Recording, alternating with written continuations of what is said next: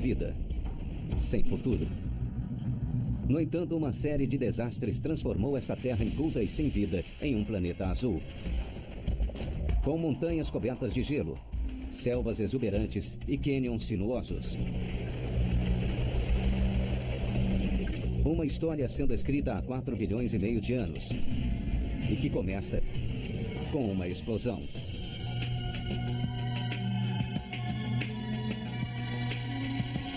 Maravilhas da natureza. A história do mundo.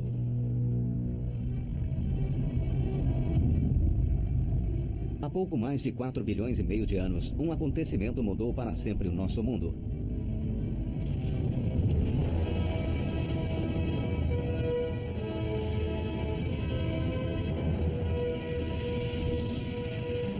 Um planeta do tamanho de Marte colidiu contra o nosso, fundindo os dois.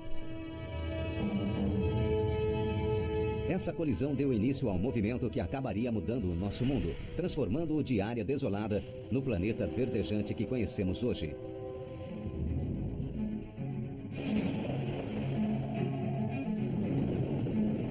Todos os dias aprendemos coisas novas sobre o nosso planeta. E esse não é o tipo de geologia que pode ser examinado em laboratório. Para entendê-lo, é preciso um tipo especial de cientista, que vai ao extremo para conseguir respostas. Para desvendar a verdadeira história do mundo, é preciso vivê-la. E o que se descobriu foi que uma combinação de uma série de catástrofes e violentos cataclismos deu origem ao mundo como o conhecemos. Este tranquilo planeta azul foi forjado pelo Armagedon.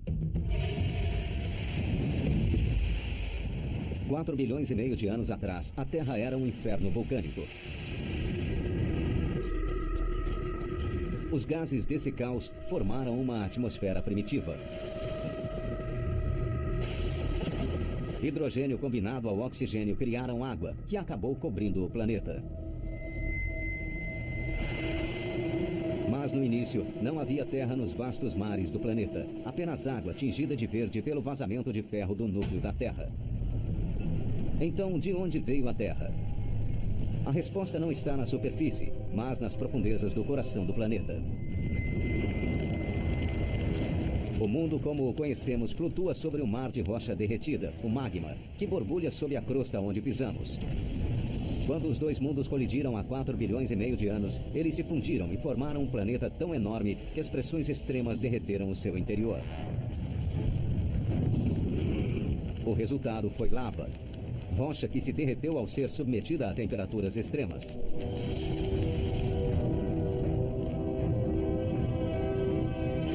Essa é a essência que criou o mundo.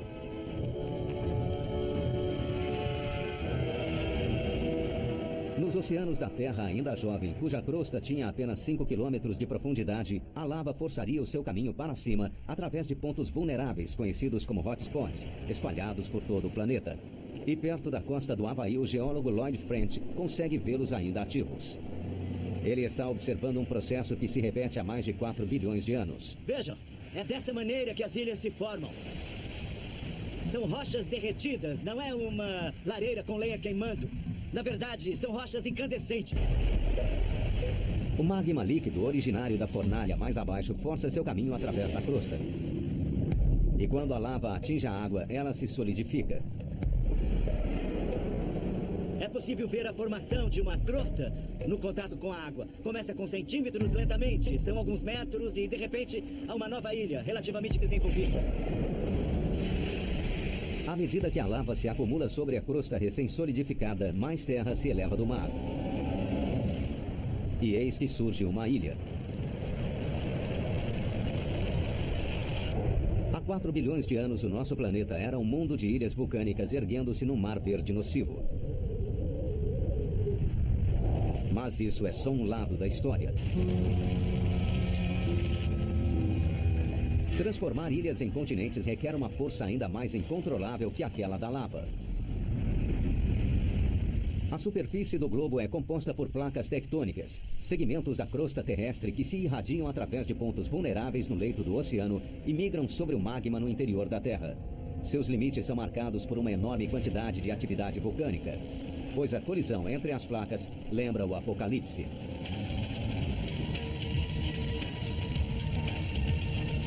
Quando as placas entram em fricção, projetam a crosta para cima, formando gigantescas cadeias montanhosas, criando na Terra um verdadeiro inferno de atividade vulcânica. Essa atividade se chama deriva continental. E essa é a força que constrói o mundo.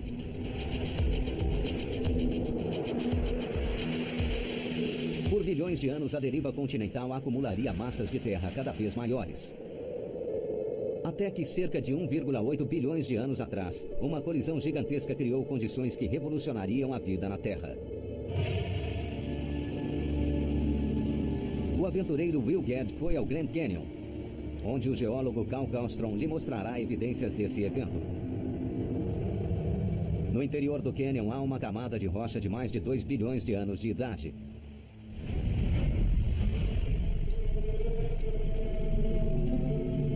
Uma evidência crucial na história da Terra, porque carrega todas as marcas características de uma colisão continental.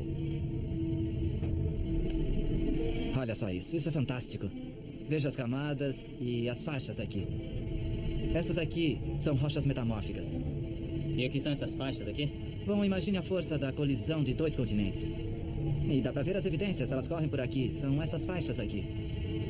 Isso são indícios de que essas rochas foram formadas por uma pressão tremenda durante uma colisão de placas tectônicas 1,8 bilhões de anos atrás. E estão entre as rochas mais antigas do Grand Canyon.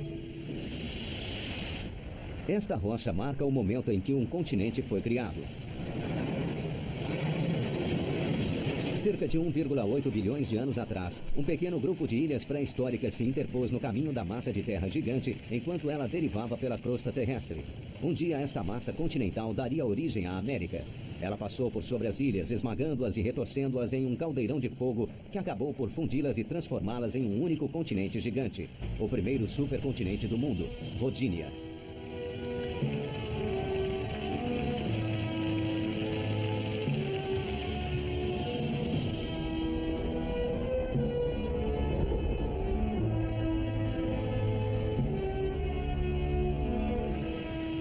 O litoral da Rodinia serviu de berço para um salto espetacular da vida.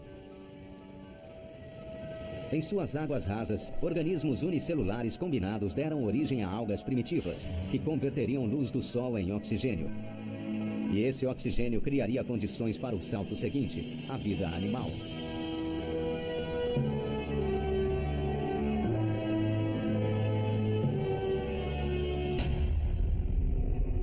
A vida teve 1,5 bilhão de anos para prosperar. Mas outro desastre global espreitava e mataria quase todas as criaturas no planeta. 300 milhões de anos atrás, o mundo estava repleto de vida. Mas a vida é frágil. Não precisa muito para que ela seja extinta. E uma cadeia de eventos iminentes quase provocou sua extinção. O aventureiro Will Gadd e o geólogo Matt Gand estão nos limites do Saara em busca de uma pista desse evento. Embora nos pareça enorme, em termos geológicos, o Saara é considerado pequeno. Quer mesmo essa rocha? Quero algo conclusivo. Isso porque a busca de Matt remonta a um tempo em que o Saara era muito, muito maior.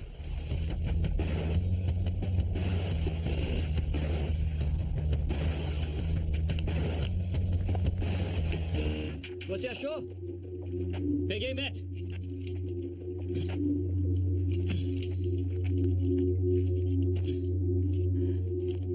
Bem-vindo de volta.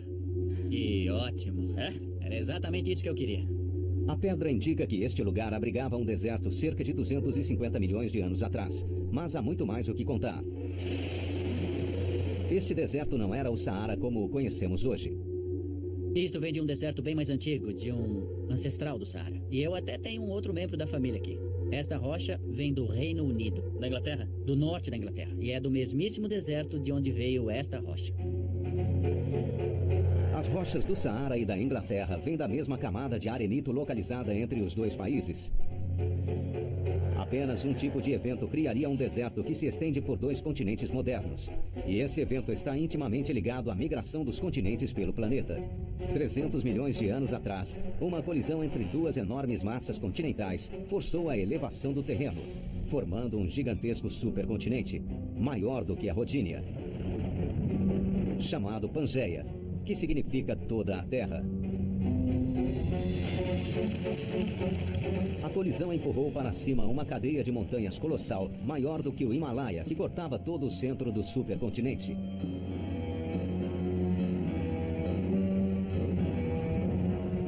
Essas montanhas contribuiriam para a catástrofe que se abateria sobre o mundo.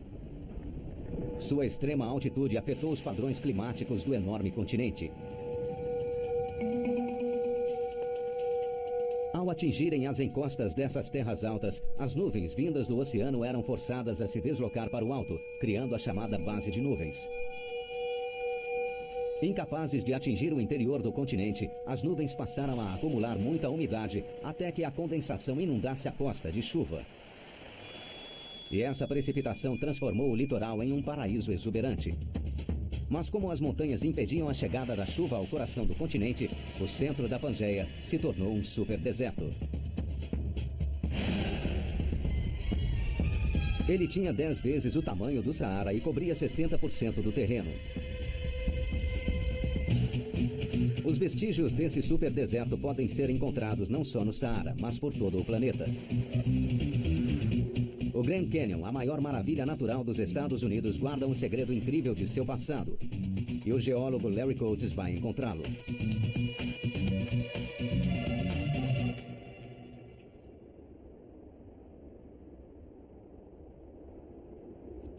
O Grand Canyon é um dos poucos lugares na Terra que apresenta um talho natural nas camadas de rocha que nos permite observar o seu passado geológico.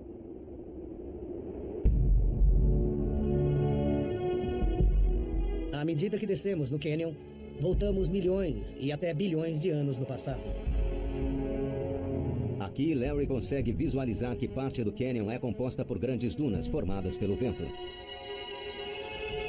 Quando as dunas de areia se formaram, grãos de areia foram soprados duna acima e desceram pelo outro lado. E no decorrer de milênios, essa areia foi enterrada em profundidade suficiente para se transformar em pedra. Essas camadas são uma prova de que há 265 milhões de anos, o maior deserto do mundo cobria não apenas a África, mas também as Américas.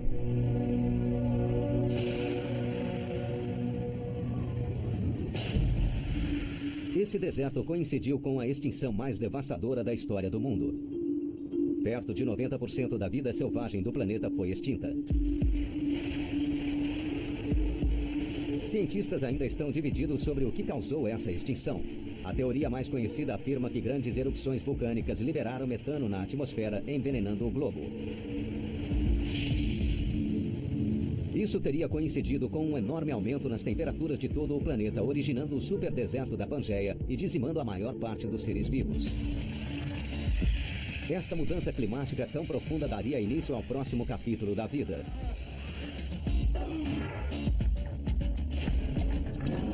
Mas os sobreviventes desse apocalipse estavam para vivenciar outra catástrofe que literalmente despedaçaria o mundo.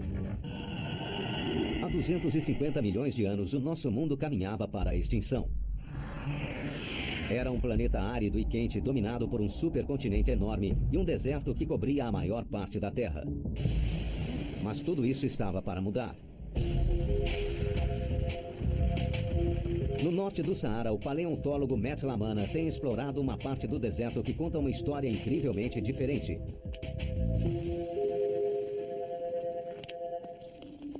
Esta é a base do dente de um peixe-serra. Ele é parente dos tubarões. E isto está encostado num pedaço de carapaça de tartaruga, aqui. Mas como é possível encontrar criaturas marinhas como estas em pleno deserto? Só há uma explicação plausível.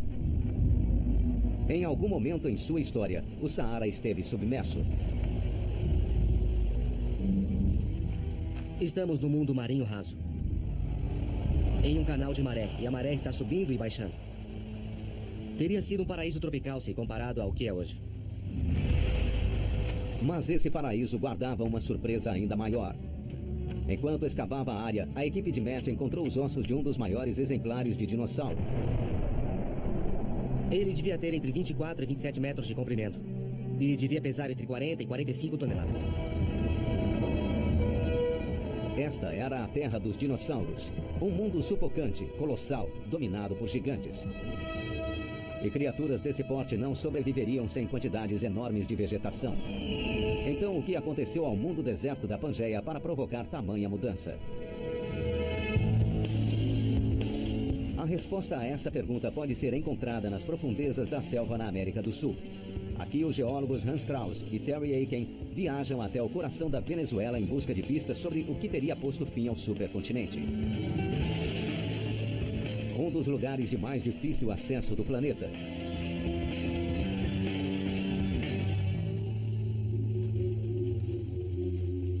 O destino deles é a Ayantepui, a Montanha do Diabo, uma parede de pedra de 1,5 km de altura que carrega as cicatrizes de um evento cataclísmico.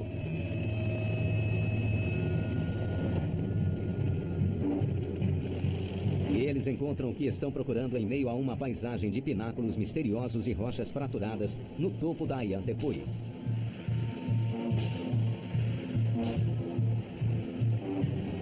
Hans e Terry vieram até aqui para descobrir o que milhões de anos atrás pôde ter transformado um deserto num paraíso. Pois para olhos treinados, milhares e milhares de fendas verticais podem revelar como esta paisagem foi criada.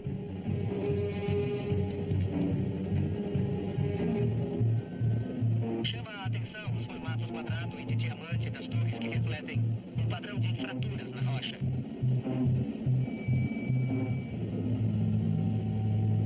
Essas rachaduras na rocha foram causadas por um evento muitíssimo importante. Elas indicam o ponto em que a Pangeia, o continente gigantesco, se partiu.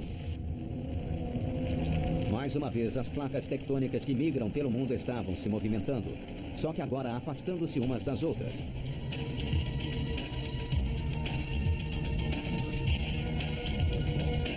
Centímetro a centímetro, milênio a milênio, o antigo supercontinente se separou, dando origem a vários continentes, incluindo a América do Sul.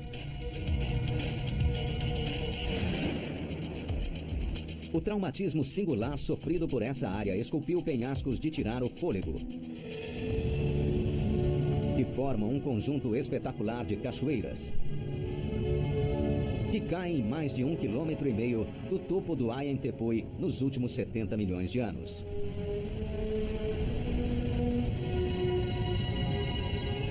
Estas são as Cataratas Angel.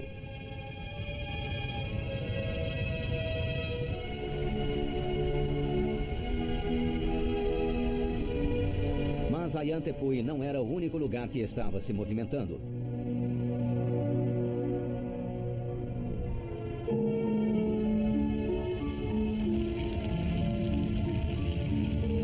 À medida que o supercontinente se afastou, o terreno que viria a ser o Saara desabou, permitindo que mares pré-históricos inundassem o deserto e criassem o Oceano Atlântico. Esse momento definiu o mundo moderno. No decorrer de milhões de anos, os continentes que conhecemos começariam a tomar forma, esculpindo as suas maravilhas naturais na paisagem. Ele criaria o Grand Canyon e daria forma ao continente americano. Há mais de 2 bilhões de anos, o leito rochoso do Grand Canyon foi moldado a fogo. Esmagado por forças monumentais, ele ajudou a moldar um continente, curtido sob o calor escaldante do deserto que cobria o mundo.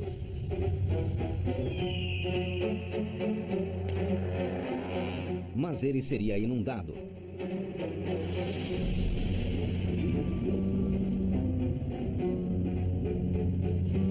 Repetidamente no decorrer de sua história, o Grand Canyon ficou submerso sob os mares da Terra pré-histórica.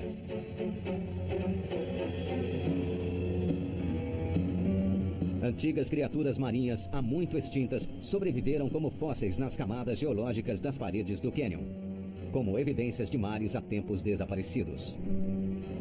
Há fósseis de pequenas criaturas marinhas, esponjas, bem parecidas com as encontradas nos oceanos hoje em dia.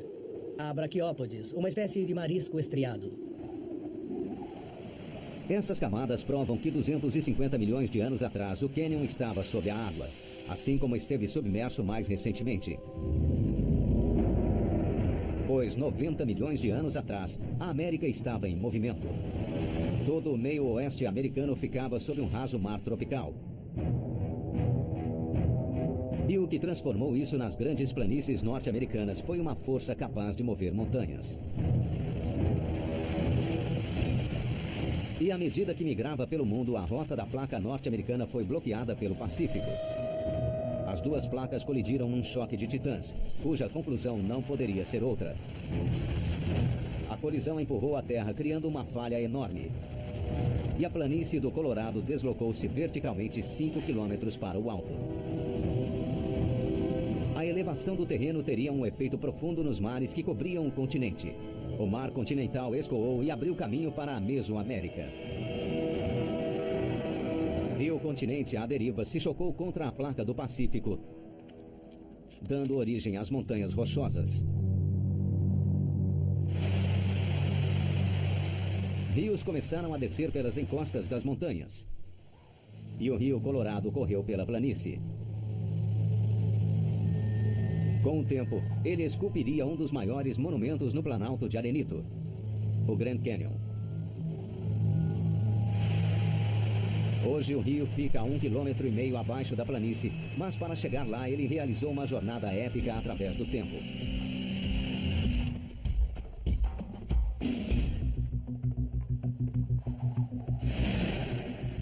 Will Gadd e o geólogo Micah Jessop vão escalar um pináculo de 120 metros para descobrir qual foi a distância que o Colorado percorreu.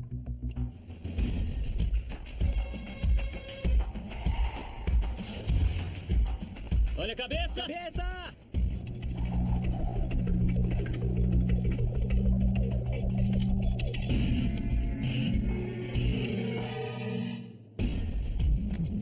Nossa, isso foi ótimo. Boa rota, não é? Muito boa.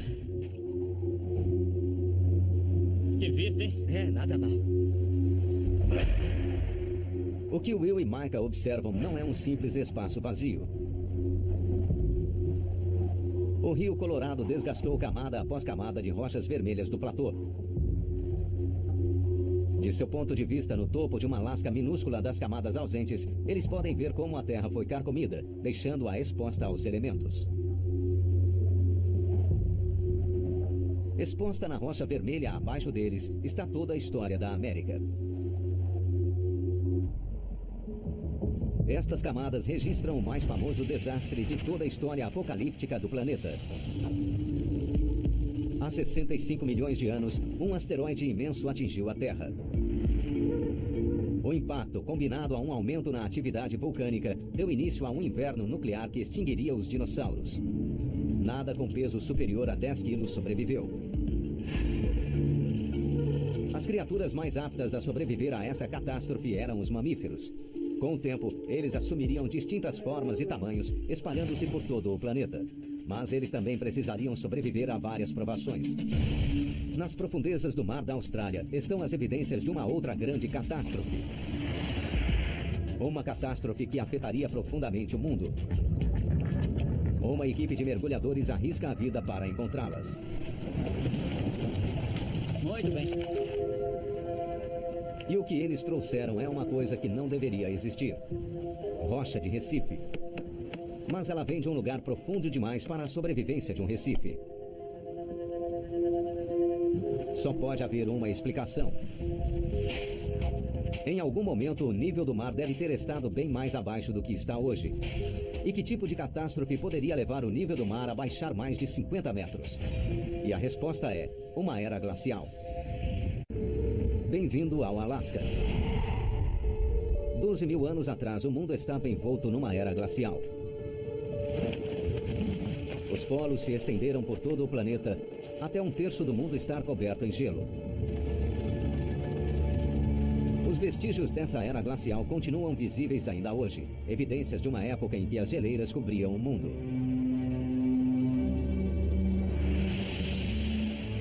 Will Gadd está aqui com Peter Hausler, um especialista em gelo, para explorar um dos lugares mais perigosos do mundo, o fundo de uma geleira. Corda! Pronto, lá vamos nós. Só tem um jeito de descer. É, cara. Uma geleira é composta de milhões de toneladas de gelo compactado que descem a montanha à razão de 30 centímetros por dia. Cerca de 3 milhões de anos atrás, atividades tectônicas somadas a mudanças diminutas na rotação da Terra em torno do Sol permitiu que geleiras como esta tomassem o mundo.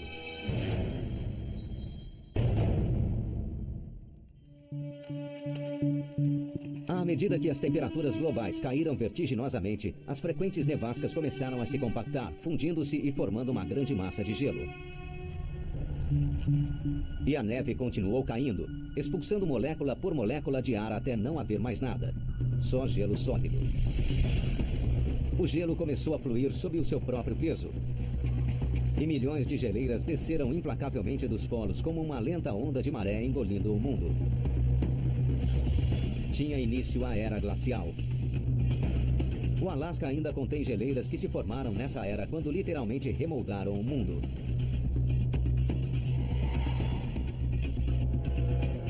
Essas geleiras aqui são capazes de ruir montanhas, de fazê-las em pedacinhos. Portanto, as rochas que estavam nas montanhas agora estão aqui embaixo, no meio da geleira. E aí a geleira age como uma esteira, arrastando a montanha, levando os sedimentos por este caminho até o oceano. E não houve apenas uma era glacial, houve dezenas. E cada uma durou milhares de anos. Acabamos de sair da última agora. Essa foi muito boa. É isso aí! O gelo nestas geleiras aprisionou a água dos oceanos, provocando uma baixa no nível dos oceanos em geral, que mudaria o mundo radicalmente. A era glacial teve um efeito marcante sobre a vida em todo o planeta. E Thomas Stiglitz, geofísico marinho, está procurando evidências disso na atualidade.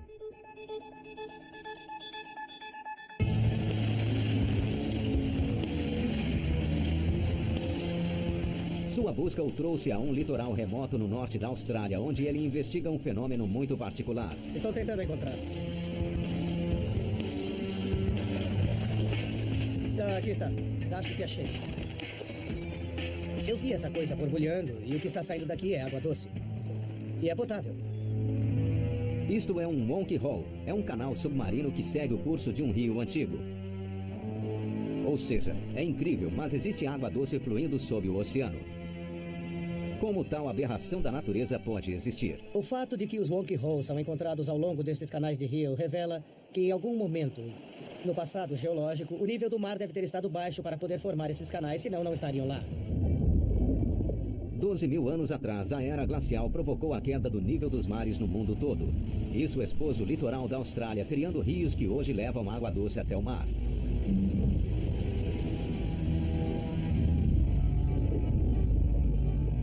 Mas a era glacial não alterou apenas a Austrália. No leste do Saara, Matt Gant está explorando uma antiga rede de cavernas de 12 mil anos.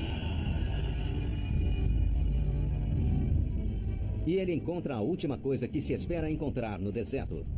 Imagens fantásticas de pessoas nadando numa savana exuberante. É uma das coisas mais incríveis que eu já vi. Ver pinturas de pessoas nadando em um lago no meio do deserto do Saara e pinturas que datam de 12 mil anos. É incrível, considerando que não há nada por ali por centenas de quilômetros.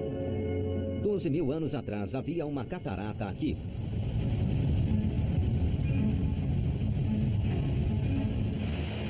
Alimentando um oásis que cobria a maior parte do terreno. A última era glacial afetou o clima tão profundamente que o que antes era deserto tornou-se um paraíso verde e exuberante. A mudança climática foi uma oportunidade de ouro para o homem, e não só no Saara. No Alasca, a queda no nível do mar revelou uma ligação por terra até o Estreito de Bering, permitindo aos humanos acessarem a América. E o gelo moldaria o continente de várias maneiras. À medida que a era glacial chegou ao fim, o gelo aprisionado nas geleiras no topo do mundo começou a derreter. No oeste americano, enchentes relâmpago causadas pelas águas do degelo das geleiras desceriam pelas encostas das montanhas rochosas e percorreriam o Grand Canyon. A água do degelo carregou consigo penedos enormes que antes estavam presos às geleiras, e eles levantaram rochas do leito do rio, erodindo as paredes do cânion.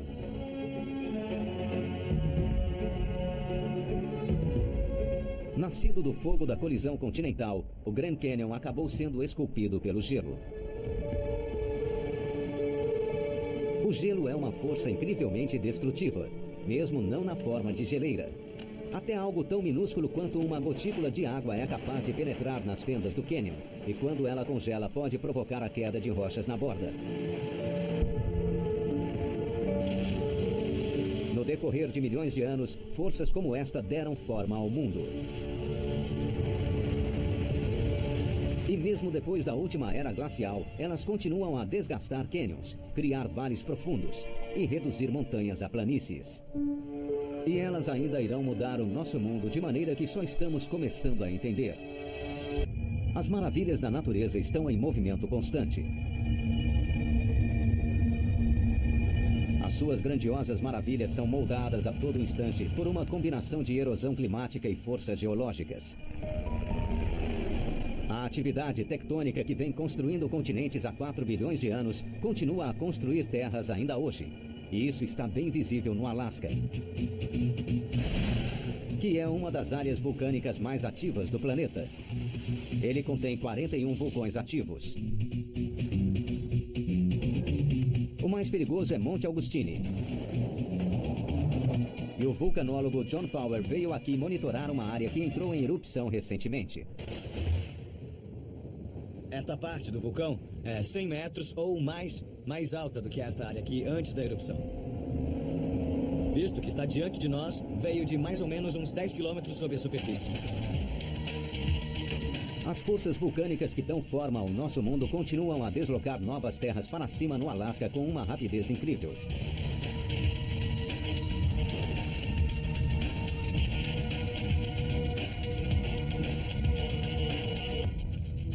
Este terreno onde estamos tem apenas uns 12 ou 13 meses de existência. Com certeza está entre os mais recentes que existem no Alasca. E sob o gelo, forças primitivas que têm construído a Terra nos últimos 4 bilhões de anos ainda estão irrompendo pela superfície. Contudo, mesmo enquanto novas terras se erguem, outras partes do mundo estão desaparecendo. Entre os últimos 15 e 20 anos, as temperaturas no Alasca vêm subindo cada vez mais. E bem acima do vale do Rio Nick, no sul do Alasca, os seus efeitos aparecem mais abaixo, no leito do vale.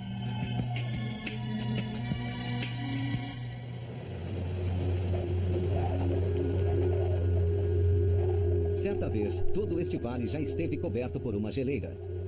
Hoje, onde antes havia gelo, árvores cobrem o chão do vale, forçando a geleira de volta para as montanhas. A vida como a conhecemos está deixando a sua marca por todo o planeta. Mas o que o futuro reserva para o nosso mundo?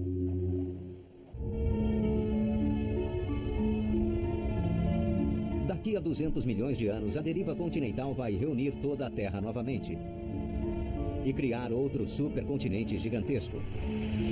Pangeia Última.